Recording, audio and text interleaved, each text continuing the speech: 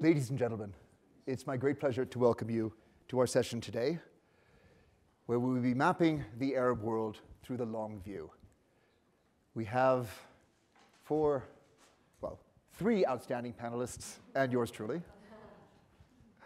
I look forward to hearing from His Excellency Ghassan Hasbani, Deputy Prime Minister and Minister of Public Health in Lebanon, from Basima Abdulrahman, who's the founder of KESK Green Building Consulting in Iraq, and Randy Sargent, Senior Systems Scientist at Carnegie Mellon University. My name is Eugene Rogan, and I teach the modern history of the Middle East at the University of Oxford. Now, the Middle East as a region has suffered from conflict and instability throughout the 20th century, but has come to face unprecedented levels of violence in the 21st. Foreign-led wars in Afghanistan since 2001 and in Iraq since 2003 have destabilized the region. The Arab Spring revolutions created power vacuums that were filled by men with guns rather than civil reformers. Libya fragmented into a divided country with a divided government. In Yemen, civil war collapsed into regional conflicts as Saudi Arabia and the UAE intervened to drive the Houthi militia out of Sana'a and restore the government of Abd Rabbu Hadi. And peaceful demonstrations in Syria degenerated into the region's most violent civil war. A Salafi movement in Iraq captured imaginations by crossing into Syria and establishing a self-declared caliphate, transcending colonial boundaries, the Islamic State in Iraq and Syria. Now, the consequences of this 21st century violence has been disastrous, with whole city quarters destroyed in major towns. In Homs, Syria's third largest city, with a pre-war population of nearly 1 million people, a 3-year siege between 2011 and 2014 left 50% of the town's buildings heavily damaged or destroyed, and 22% partially damaged. In Raqqa, until October 2017, the capital of the Islamic State in Iraq and Syria, over 300,000 inhabitants fled the city before the final siege. Only 10 to 25,000 inhabitants remained, thousands of them killed in the intensity of the bombardment. When ISIS withdrew, they left behind thousands of improvised explosives that will take years to defuse and have already claimed hundreds of casualties among those who returned to salvage possessions from their shattered homes.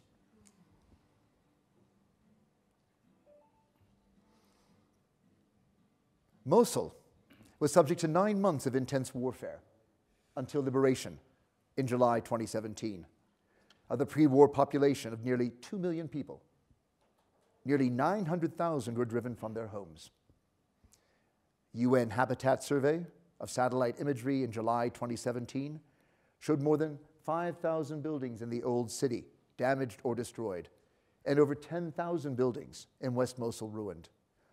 All 5 bridges spanning the Tigris had been damaged, and estimates for reconstruction are in the tens of billions of dollars.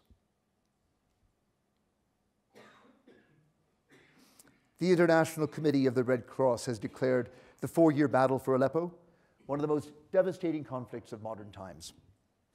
The UN has estimated 33,500 buildings destroyed, mostly in the eastern rebel-held quarters of the city. Traveling across North Africa, the Middle East, and the Arabian Peninsula, the ruined cities of Libya, Syria, Iraq, and Yemen stand as an indictment on the Arab world and on the international community as a whole, in their failure to bring an end to the fighting and begin reconstruction.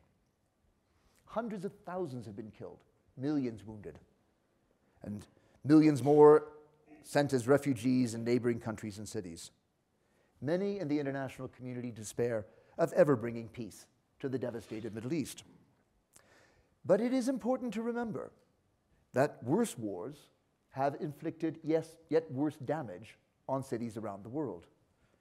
The Second World War destroyed cities in Germany, Britain, Russia, and Japan. And from their rubble, great cities have emerged. This happens as a matter of necessity. Remember, cities are the center of production, and their restoration is essential for post-war economic recovery. The obvious thing is that the displaced need homes to return to. You must rebuild the cities to rehouse all of those who have been displaced by war. And let's not forget how Reconstruction provides jobs and an injection into post-war economic recovery. But also, I'd like to take you on a journey through history to remember that the Middle East as a region has a long history of violence and damage, going right back to the Mongol conquests in the 13th century, when Baghdad first experienced destruction on a massive scale. In modern times, too, the Arab world has seen whole town quarters destroyed by civil conflict, world war, and imperial repression.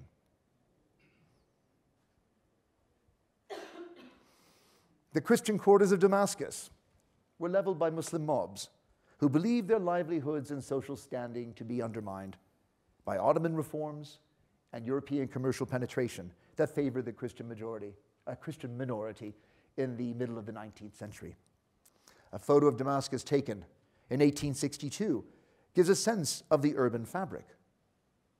But turning from the Umayyad Mosque to the Christian quarters reveals damage to churches and commercial quarters that just 2 years before these photographs were taken, just 2 years after these photographs were taken, after the massacres had occurred, were only just beginning to be restored. You can see the second story of this house beginning to be rebuilt. But 5,000 killed in a weekend of violence, nearly 2,000 structures destroyed. Damascus had a lot to reconstruct from in 1860. The Middle East was an important theater of operations in the First World War. One of the worst affected towns was Gaza in southern Palestine, which had a pre-war population of some 40,000. Now, the British, in the course of the First World War, made 3 assaults on the small port city in a bid to break through Ottoman lines in southern Palestine. They used heavy artillery from the ground and naval bombardment from the sea. Observers were particularly appalled to see the way in which the British bombardment destroyed places of worship such as the main mosque in Gaza. But at war's end, Gaza was rebuilt under the British mandate. And as we see in the picture on the right, its mosque restored, and its residential and commercial quarters were repopulated. In the aftermath of the First World War, the Middle East was to enter into a cycle of conflicts and reconstruction in a bid for national independence from colonial rule. So during the interwar years, Britain and France faced repeated nationalist uprisings in Egypt, in Palestine, in Syria, and in Iraq. The French deployed heavy artillery to destroy whole neighborhoods of Damascus in 1925 in the central historic district. You can see the arched roof line of the Souk Hamidiyya in the background on the right of this photograph. And in this picture, the ruins of the 18th century Azam Palace bear witness to the intensity of the French bombardment. But they were able to restore the historic buildings to their former glory, and the Azam Palace now serves as a museum of popular arts in Damascus. It wasn't just the French. The British resorted to house demolitions as one of a series of collective punishments to quell the Arab revolt in Palestine between 1936 and 1939. Even after the colonial age, the Arab-Israeli conflict gave rise to a series of wars that devastated parts of the Middle East. The cities of the Suez Canal zone suffered in particular between 1956 and 1975, were reduced to virtual ghost towns. Yet once Egypt's sovereignty was restored over the canal and the Sinai Peninsula, following the 1979 Egyptian-Israeli peace treaties, the cities were rebuilt and now boast populations ranging from 360,000 to 570,000 between Ismailia, Port Said, and Suez.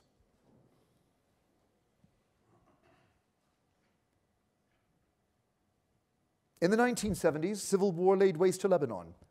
Raging for 15 years, the war divided the city and destroyed whole quarters. Yet, following the Taif Accords, most of the worst affected regions have been rebuilt, the scars of war covered by painstaking restoration, nowhere more so than in the downtown Solidaire district. To speak on Lebanon's experience of war and reconstruction, I'm honored to invite His Excellency Ghassan Hasbani Deputy Prime Minister and Minister of Public Health of the Republic of Lebanon. Minister, the floor is yours. Thank you.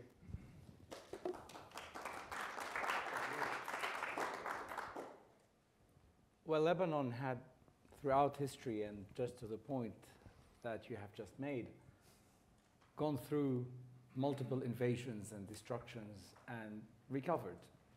And the Lebanese, thousands of years ago, used to be called the Phoenicians. And this is the bird that resurrects itself continuously. They were called like that by the Greeks. These images that you see on the right-hand side of the screen are no different from the images that you have seen in Aleppo or in Iraq, both Syria and Iraq. And on the other side of the screen, this is the destruction by the end of the civil war that ended in 1990. This is what Beirut looked like. Most quarters of Beirut looked like in the late 80s, after the lengthy civil war. Post-80s, that's what it started looking like with the Reconstruction. And if we look at a more vivid selection of pictures of pre and post, you can see how a city can resurrect itself after a lengthy war. This resurrection had actually taken place over the first 10 or so years after the end of the Lebanese civil war. And that's particularly the downtown district of Beirut. This is the arena before and after. Mm-hmm. So after that reconstruction period, a lot of investments had gone in. Recovery came back. People started flocking back to downtown Beirut. The economy started to grow, and stability was restored. There was a peace agreement, a peace accord among all the Lebanese, and a new constitution was crafted. Interestingly enough, this 18 years on from the end of the civil war, we stand today looking back. Was that actually the end? Was the Reconstruction it? Or was there something else that followed? In fact, we had a lengthy Syrian occupation of Lebanon, and then we had multiple waves of attacks by Israel after that Reconstruction period. So effectively, Reconstruction was not sufficient to bring back a permanent and sustainable growth to the country, because there were several things that happened since then, as I described them. If we look at where Lebanon is today, 18 years after the war, 10 years of reconstruction, followed by the exit of the Syrian occupation and a wave of bombardments by Israel, we had a number of years of economic growth after that. But looking back now, 18 years after the end of the war, mm-hmm. about 10 years or plus after the Reconstruction, mm-hmm. we've gone back mm-hmm. to only 16 hours of electricity supply, less than 20% of wastewater actually treated, limited broadband and internet infrastructure, a major crisis with solid waste. Most roads require significant maintenance and upgrade, and virtually no public transport, 140% debt to GDP level, and a budget deficit at 10% of GDP. So the question is reconstruction sufficient? Is reinvestment in reconstruction sufficient? Or is it more important, or as important, to invest and build constitutions that can secure sustainability.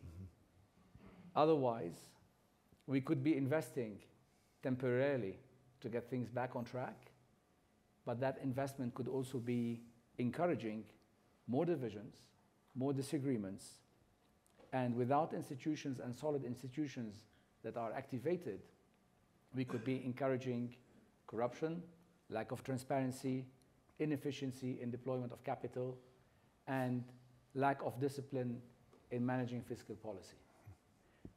So my point out of all of this, and the lessons learned from Lebanon, is that as we stand today, talking to the rest of the world about the next wave of investments in Lebanon and the support of the stability of Lebanon, having received 1.5 million refugees from Syria after the Syrian war, and having the highest refugee per capita anywhere in the world today, putting a huge burden and helping in creating the situation that I have just described,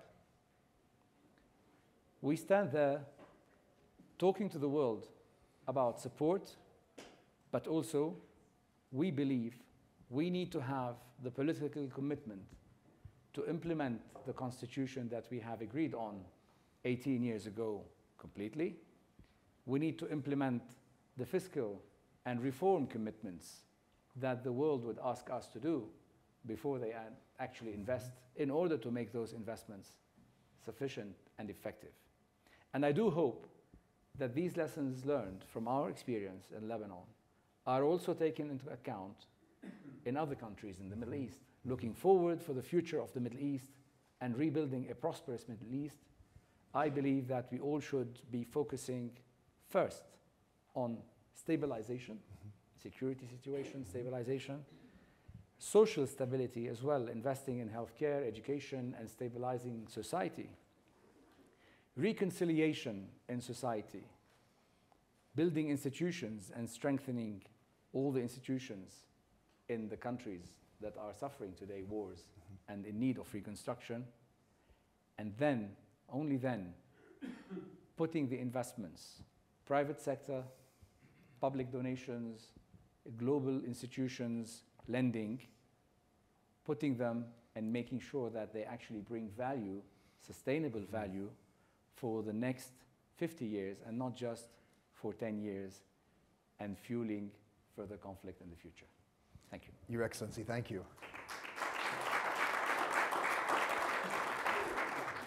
But Minister, clearly before you can get to the process of institution building, there's got to be an element of reconstruction to allow the population to resume the economic and social life of cities. I mean, the question really is not so much how to sustain the restoration, but which do you think needs to come first? Do you actually embark on the risky business of reconstructing and then go about the social and political stabilization? Or do you try and achieve social harmony first and then rebuild on the basis of consensus? Look, this is an iterative process. So basically, you do need to have the basics of investments at the humanitarian level and at the stabilization level. Particularly in places like Syria now, the priority is to make sure there are enough investments, first of all, enough de-escalation and security, and then investments in basic infrastructure to encourage people to start going back home with more than 5 million refugees and displaced people across the region. The next point is to build institutions and get people to rely on public institutions rather than start relying on various constituents of the conflict to help them out recover. And then you start investing in the mega projects and the longer term infrastructure projects. So yes, it is a gradual process. It cannot be either this or that, but there must be an incentive for reform while investing. And there must be checks and balances and performance indicators available out there to check on the implementation of those requirements and reforms before the next wave of investments comes in. Otherwise, you'll just end up putting good money after bad money without any results. And even worse, you could actually be investing in the very platform or groups that have caused the conflict in the first place.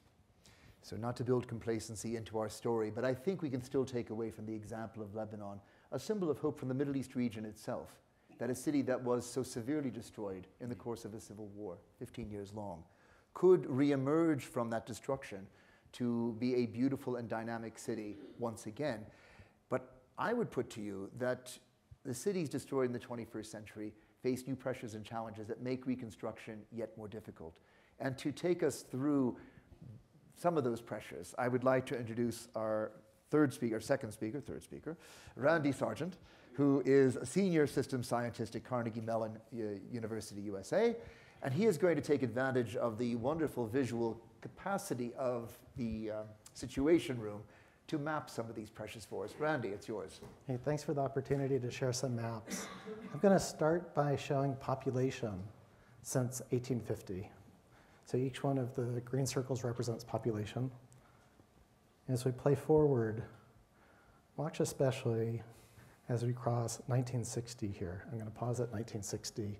Let's continue past 1960 and watch the populations really explode. I'm going to play that through again without pausing. And you can see the incredible expansion of population. Just since 1960, we've had a quadrupling of population of the overall MENA region. Let's switch to a different view.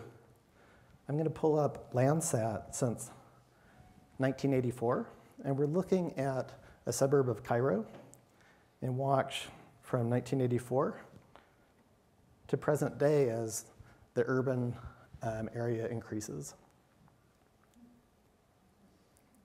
We'll loop back to 1984, play that through once more. I'm going to zoom out and take us to a different view of Cairo and the Nile Delta. We're now showing the change of lights emitting from the ground over a 25-year period, so since 1990. You're seeing in red areas where lights increased. So you're seeing where Cairo grew, you're seeing increase in urbanization, increase of electrification. Let's zoom out a bit from there.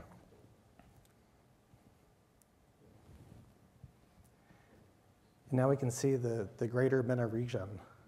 Lots and lots of red lights, right? Lots and lots of increase of light. And that's true during peacetime. We can zoom into Syria in 2012 and compare that now to Syria of 2016.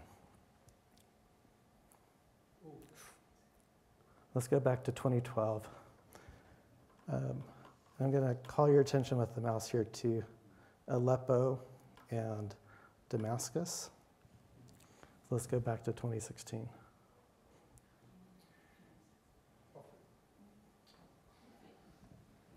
So we can see lights going both ways. I'm going to zoom out a bit, and now let's start looking at some of the human dimension. We're now looking at refugees since 2005. So we see in 2005, 2006, a massive outflow from Iraq into Syria, into Jordan. And we're going forward 2009, getting to 2010. And of course, in 2011 is when we see an explosion out of Syria. And we're seeing the 1.5 million that go to Lebanon that is excellently mentioned earlier. You're seeing primarily refugees going to neighboring countries.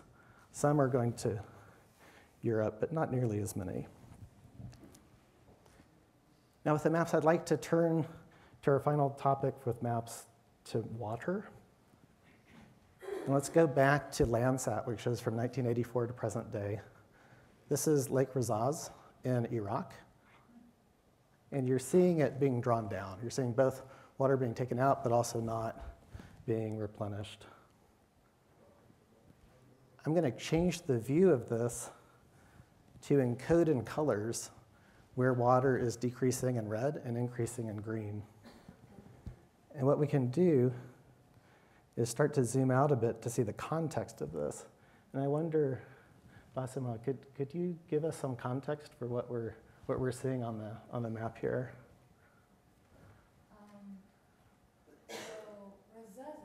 lake is located in Karbala, is southern of Iraq. And it's fed by the Euphrates River, which is 90% of the water coming to the Euphrates is from outside Iraq.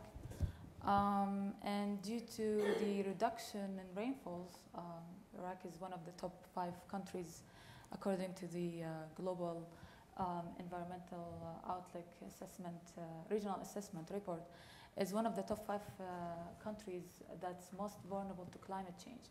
So there was a huge reduction in amount of rainfall. Also the reduction of water inputs from the neighboring countries, which is most of the water of the Euphrates coming from there. So this is mainly why this is happening. In addition to the, well, the government also is kind of busy with war and neglecting the environmental problems that the country is going through because of a series of wars and conflicts the country has been going through in the past 3 decades. So that's basically the basic analysis for this issue. Thank you. And I think we can see some of that on the map here. So we've zoomed out a bit. So this is Razaza here. And as we go up the Euphrates, we'll see a number of places that were green, where water was being captured before it made it down to Lake Razaza. And then finally, you mentioned climate change, and this is kind of the final place I'd like to visit water.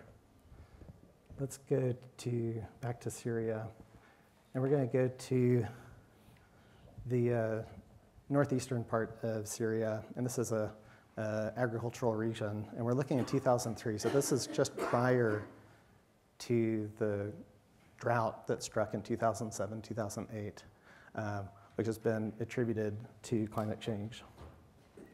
So I'm going to go forward a few years now. So look at how the color changes. So 2003, 4, 5, 6, 2007, 2008. And I'll go back and play this once more. 2003, 4, 5, 6, 7, 8.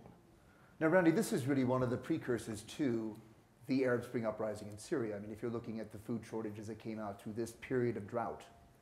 Indeed. We saw so many refugees coming from Iraq before, but now we have refugees coming from the farming areas going into cities as well. And with that, Eugene, if you...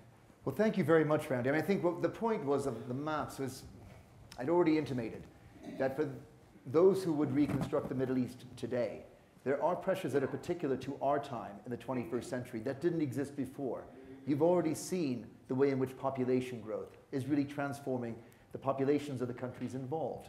You've seen the way in which cities are expanding very rapidly. Each of those cities is a big drain on resources, and none more so than water. So you're dealing with the Middle East where the scarce resource of water poses such a challenge to anyone who would maintain a city, let alone rebuild a city.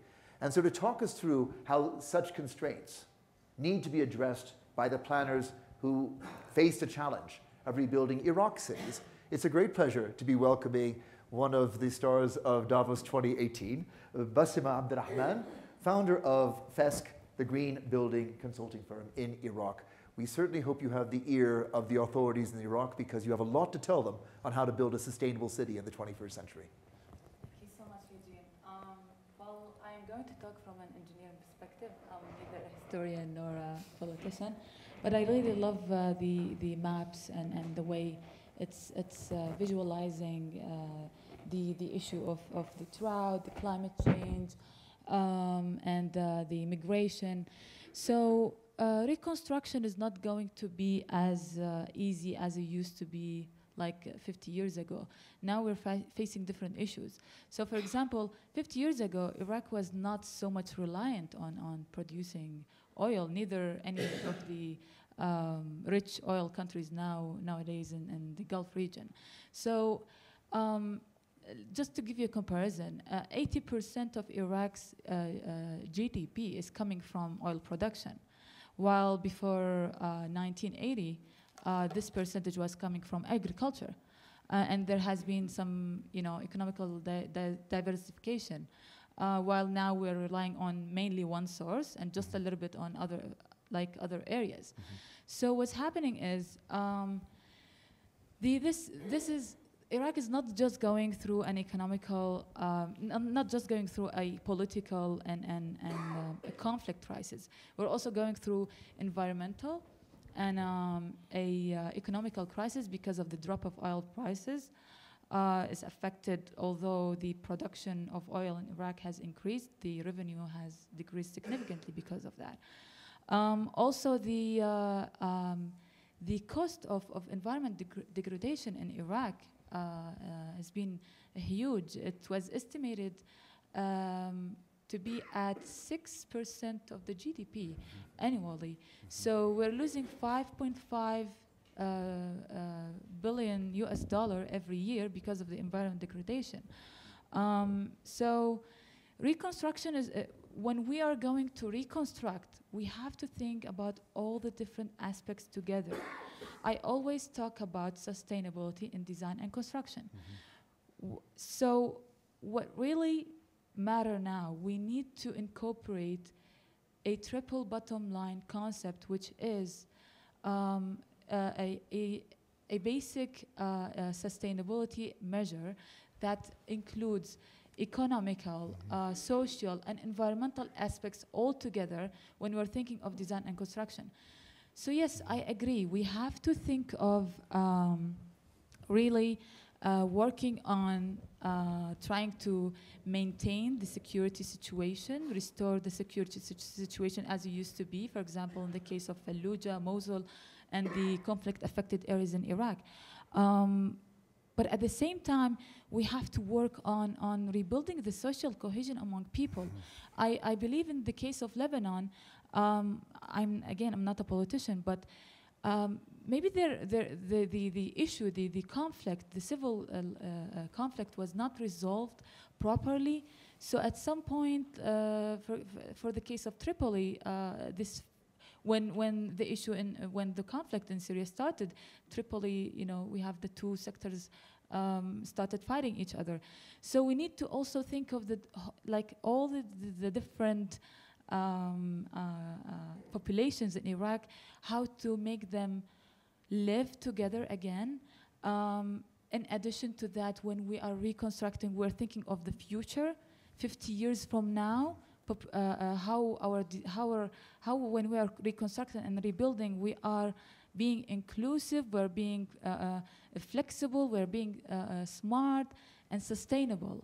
And above all that, it has to be economical. We cannot just throw all this money to reconstruct and show that, hey, we have reconstructed, we have spent $100 billion US dollar, and we have suppressed the population. They're still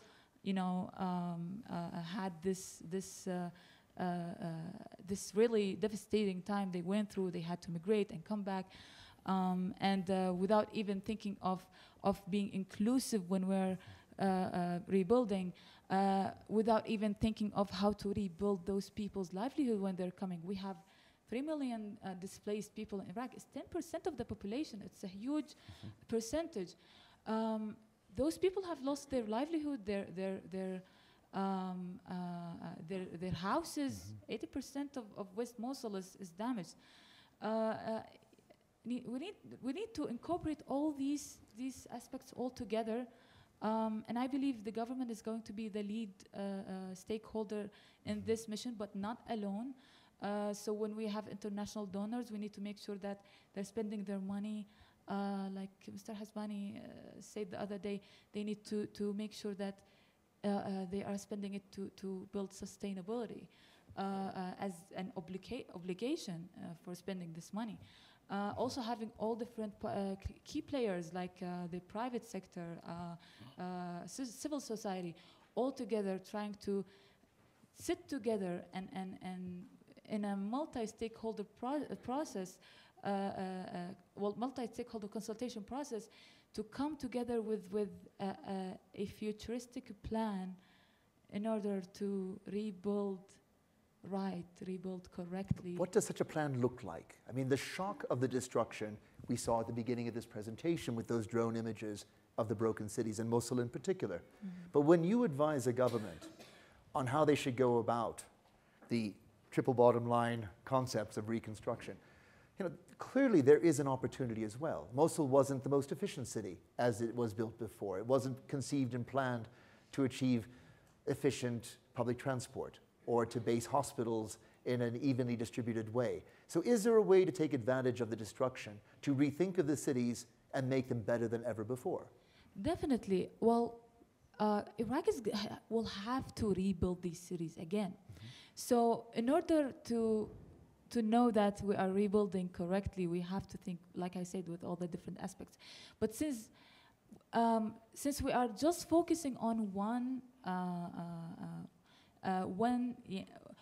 aspect, when we're trying to generate money, we're looking on oil production only. We are neglecting the agriculture, for example. We are not trying to find other ways to generate revenues for the country. We have a great potential for tourism in Iraq.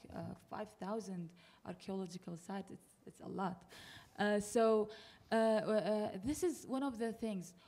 If we did not think of, for example, if we neglect the agriculture, we're already having a migration from suburbs to urban areas.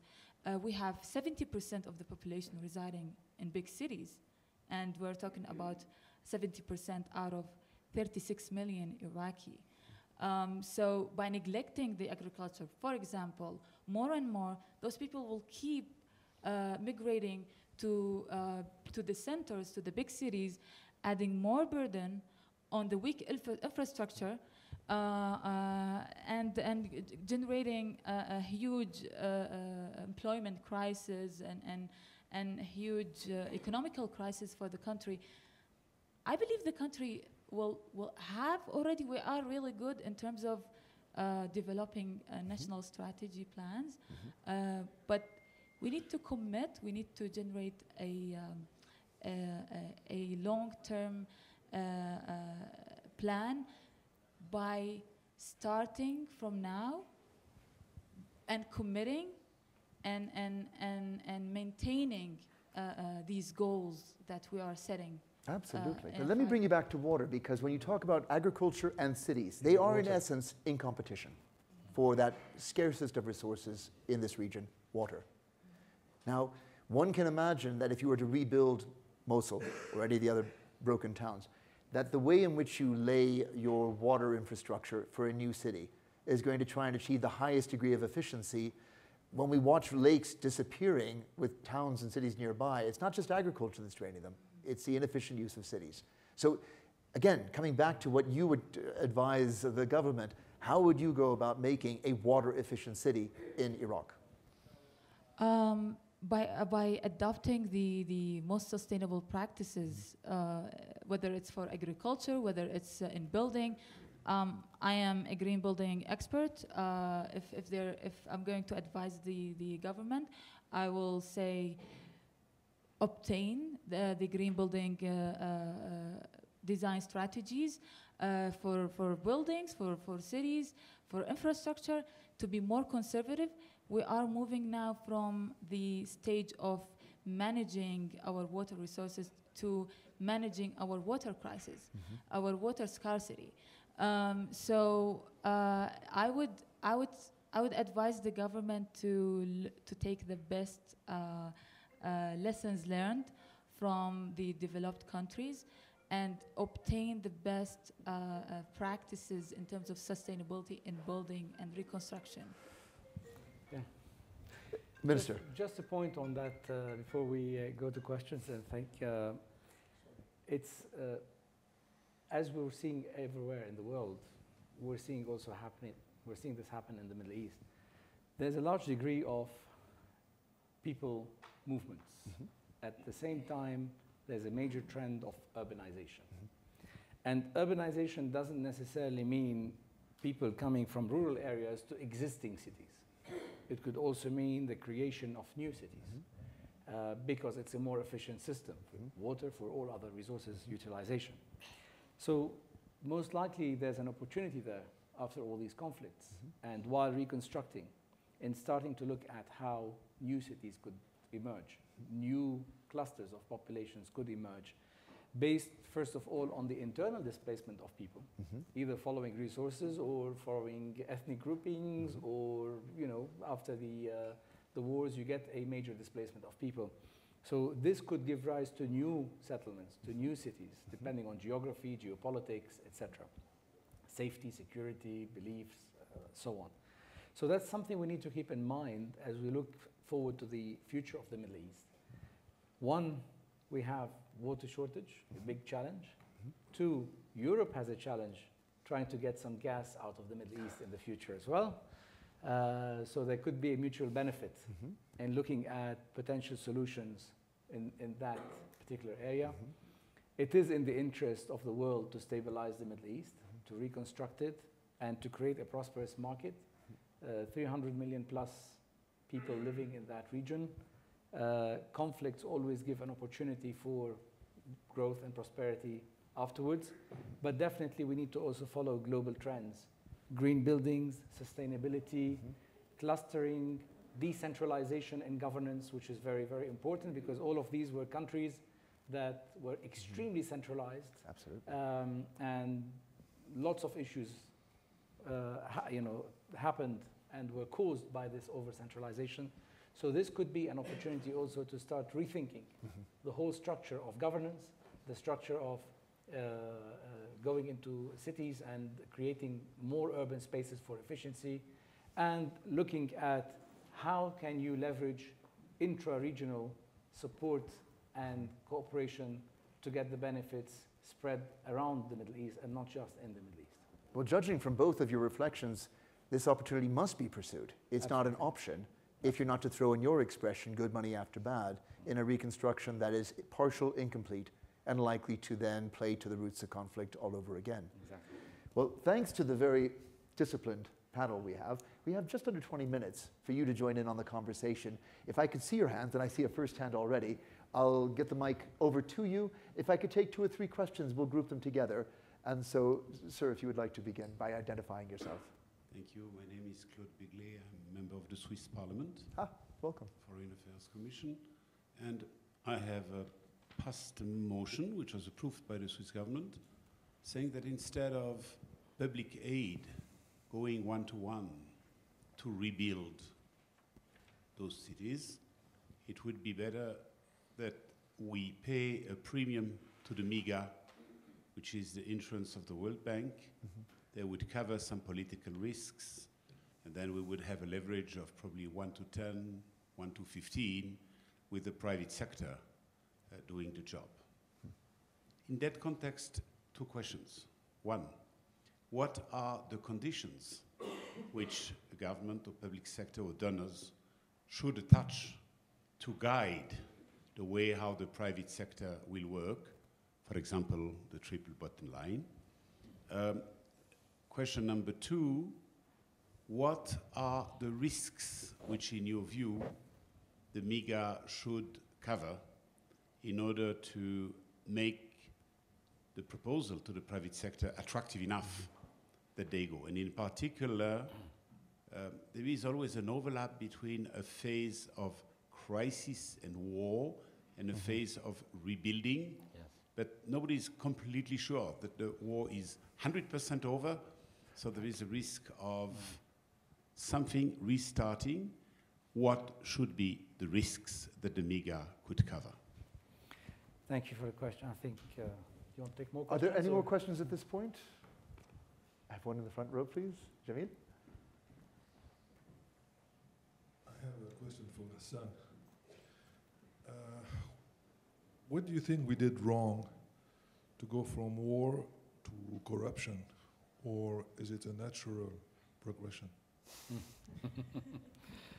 I think the 2 questions are related. I so think they can probably combine have the certain answers. things in common. Thinking about risks. Is there any other question from the floor? Then let's take those 2 to begin with, Rui. No doubt that early stage post-war or post-conflict, the risks are predominantly attached to, first, potential instability and going backwards on the security level. So people need to make sure that security has been established. The second risk is lack of institutions. Naturally, post-war, most of the institutions would have been destroyed or incapacitated. So there's no protection for the private sector to come in and invest. So effectively, those two have to be sorted out, or at least minimized and shared in order to progress forward. So the first reassurances, when you put transitional governments and you put early governments and then governments in place, the first reassurances should come back from there are on the issue of transparency and discipline, because these institutions, while they had been destroyed in those conflicts, I can assure you that they can be triggered very quickly and reestablished. The first mistake you would make is to actually bypass those institutions and try to create an accelerated process in parallel to them without building them, because it creates complacency in the structure. You may have to have a program office that runs the early stage investments and developments and reconstruction, but that program office has to have an element in it that enforces the reconstruction of the institutions and the redevelopment of internal capacity to take over and creates the checks and balances to make those investments sustainable. Also, the early investments should come in the essential infrastructure, things related to health, education, and when I say health, public health in general, infrastructure that helps public health. This is what brings people back to their communities and starts getting them not dependent, but in partnership with the institutions. This is how you strengthen the institutions. So when I talk about conditions, it's not about the return on investment conditions or that, as you rightly pointed out. It's more about discipline and how you can put discipline on transparency, on rebuilding institutions, curbing corruption to the maximum, and having a clear way of monitoring the progress before you go to the next wave of larger investments. So that phase is the first iterative part of the process, where you try and see how things come back. Incentivizing or giving an incentive to the private sector, of course, it's risk sharing. It's reassuring the private sector that the international community that has an interest in creating stability in these countries is working in partnership with the local population and with local authorities and making sure that governance is coming back gradually to the country under some kind of supervision. Let's not forget, most of these cities before these wars and before these destructions were built by colonizing forces, by the French, the British, etc. And most of that history that you have seen being restored in Beirut dates back to the French times between the First War and the Second War before the independence. So we don't want to go back to that point, but what the positive side of those forces that were on the ground was the discipline of managing the reconstruction after the wars, and after the First War particularly, and after the exit of the Ottoman Empire from the region. So somebody has to help, and we have global institutions like the World Bank who can bring that discipline, but also the donors or the participants in the World Bank funds, the countries who are interested in supporting and helping, should also lend a hand, because those institutions are not political institutions. There must be a political support to rebuild institutions locally, and we've seen constitutions being written and prepared but not implemented. Right. We had this issue in Lebanon. We're facing the same issue in Iraq. The Iraqi constitution, the new one, has been more than 10 years old, much more than that, but it hasn't been implemented. In Lebanon, it dates back to 1990, and it's still partially implemented. So there is a political support that needs to come on a positive side without negative interference to make sure that this stability is created, and then the investments can be sustained and the risks lowered. One last point is to encourage governments in that part of the world to support private sector, not only in partnership, no, in privatization. Let's not worry about that word. People are a bit skeptical about using this word in the Middle East, but privatization, opening up, deregulating markets, infrastructure, telecoms, electricity, ports, transportation, etc. The private sector will always figure out a way to manage their risks and get their funding in place in competition. As far as governments are concerned, they should be regulating, they should be legislating, and that's what they can be supported by through international institutions like the World Bank and the European Neighborhood Development Funds, etc., that can help bring those institutions back and support privatization efforts. There are things that private sector cannot do on their own. This is where PPP becomes important and helps reduce the risks. Or sometimes governments have to take things in their own hands and do them by themselves, but very, very few things. And this is how we can ensure transparency, we can curb corruption, and through competition to serve the public and through the right checks and balances and the public institutions being reconstructed, we can reduce those risks significantly in the reconstruction of the region. Thank you very much, Minister. I think that did touch on the water corruption issue as well, although if you had anything more specific to say on that matter, it will always be a risk. Minister, if I could follow up though, I mean, a lot of what you were saying about PPP is really addressing the expatriate who wishes to return with capital to invest in reconstruction. And I think that the question was really about what foreign government giving might be looking for in terms of reassurances against risk.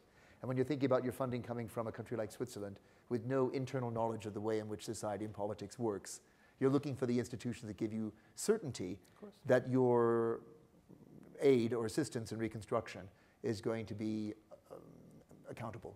You know. Yeah, absolutely. And are there other institutions aside from the World Bank that one might go through to achieve that? Yeah, no, I think this is one main institution that has been quite effective. The question is, as I said earlier, the World Bank deals with the financial discipline and the governance discipline. What they don't deal with is helping countries significantly in the other area, which is the political discipline. And that's something that's quite significant, because even with all the other activities that the World Bank could be doing, you'd still have issues. And we've had help from the World Bank in billions of dollars in the past that didn't actually solve the stagnating problems since the 90s. Are there any questions from the audience? Lady right in the back, please. Yeah, thanks. Great session, by the way. Just a clarification, in fact. So are you suggesting that via PPPs you would rather go down the privatization route as a way to go about building institutions, which you also mentioned this morning in the other talk I went of yours? Yeah, pretty well. If you could just sort of clarify that. Sure. Look, specifically in terms of, sorry to finish off on that, specifically in terms of the public interest, how this would then play into managing public services in a way that the public feels are sort of being completed and done to a sort of high enough level. Good, thank you. As I said, there are certain services that are attractive to the private sector, where investment can yield return, where competition can be established. These are the conditions. Any services, whether public or not public, basically any service to be delivered in any country or territory that can provide return on investments, can have a certain level of competition, and can be deregulated gradually or partially regulated or fully regulated, that can be handed over to the private sector, because they can do it much, much better than any government can. There are things that fall on the other side, services that cannot be delivered by the private sector because they're not profitable. They don't have a certain level of competition. Therefore, governments have to have a big say in them, or a big part in them. Case in point, for example, electricity backbone. It may not be as profitable as other services or access services or production services. So you would have the government having a bigger part in managing that. But somewhere in between, there's public-private partnerships where the government can provide something, part of ownership, financial support, and specific concessions, etc., to make the investment profitable. And that's one reassurance. Providing land, providing legislation that protects the investment over a certain period of time, providing concessions and licenses, etc., where the value comes from the government without cash injections, while the private sector can put the cash at lower risk, because all of these benefits have been given to the private sector, and this is where PPP works. So you have a spectrum of opportunities and potential. But government should surely be focusing much, much more on legislation, on looking at the long term and planning, and at the same time on managing and regulating rather than operating. That's the main idea that I think helped Europe manage post-World War and recover and grow and prosper. And that's what will help the Middle East significantly if we were to look at the next 30 years. Gentlemen, Just in front of the lady. There you go. Thanks. Martin Frankel from S&P Global Platts, information provider in commodities. Two questions, really. The first one, I think you mentioned that in 1980, Iraq was 80% agriculture, and now it's 80% energy in GDP, something along those lines. And I just wondered whether, has in absolute terms the agricultural sector declined? Obviously the energy sector has grown, but has energy grown at the expense of agriculture, or has overall the economy has obviously grown? But then the second question, sort of related to that, is at the moment Iraqi oil production is going up and oil prices are going up. So there's clearly a significantly larger opportunity than a year or two ago for Iraq to be self-funding its reconstruction, or significantly more self-funding its reconstruction. And what role should international organizations play to ensure that that's successful rather than that there's an oil curse? I heard Prime Minister Abadi speak shortly before this panel. He estimated that the reconstruction bill was going to be in the neighborhood of $100 billion. Yes. And for that, the scope for Iraqi-only funding was simply not conceivable. And obviously the example of Solidaire goes to show how one can put together a business plan that you can float on markets to try and give people shares to resolve many complexes. But of course, it was a controversial plan as well. What are the options that face Iraq? So very quickly, I'm trying to keep up with the 3 minutes. Regarding the first question of the 80%, well, yes, the energy sector grew over the expense of the agriculture. The agriculture was neglected.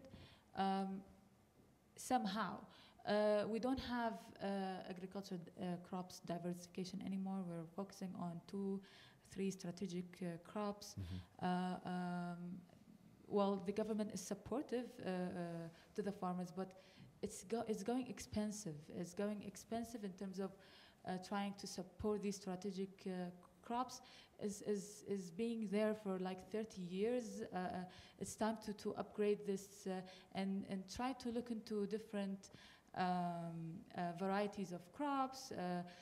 Like I said before, bring over those new drip irrigation, for example, one of the very efficient techniques.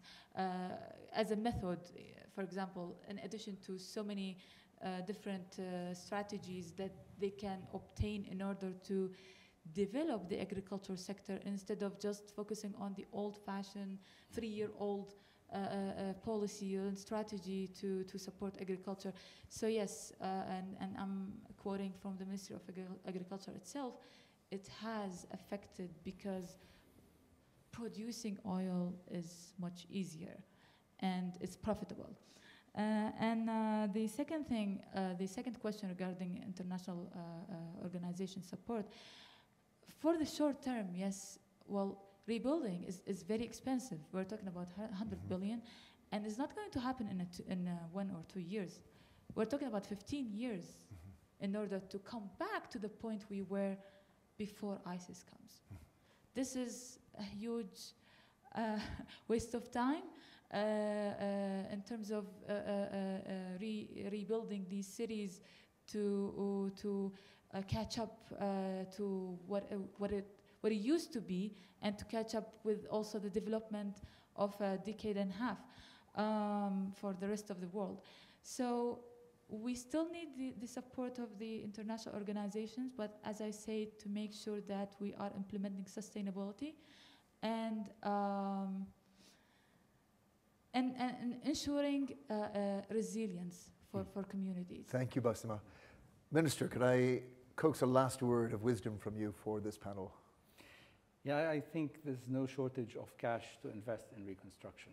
Reconstruction is essential and important, but it's the reconstruction of the mindset, of the reconciliation of people that's also important, or as important, while investing. So investments should be socially responsible, should come also with a responsibility to create sustainability at the social level. And that's the best guarantee for risk reduction on potential re-emergence of conflict, and the best guarantee for risk reduction on potential growth and prosperity that will bring the returns on investments. I think the panel has really given us all a vision of a region that has known city-destroying conflicts for 100 years and more. That there is a tragedy that has taken place in the 21st century that can lead to a more sustainable and in many ways a healthier Middle East, but that reconstruction is not an end in itself. It is a process that must go hand in hand with economic, social, and environmental regeneration and a kind of reweaving of a social contract between government and people if you're not to be drawn back into civil wars once again. For this vision, would you please join me in giving a warm thanks to our panelists.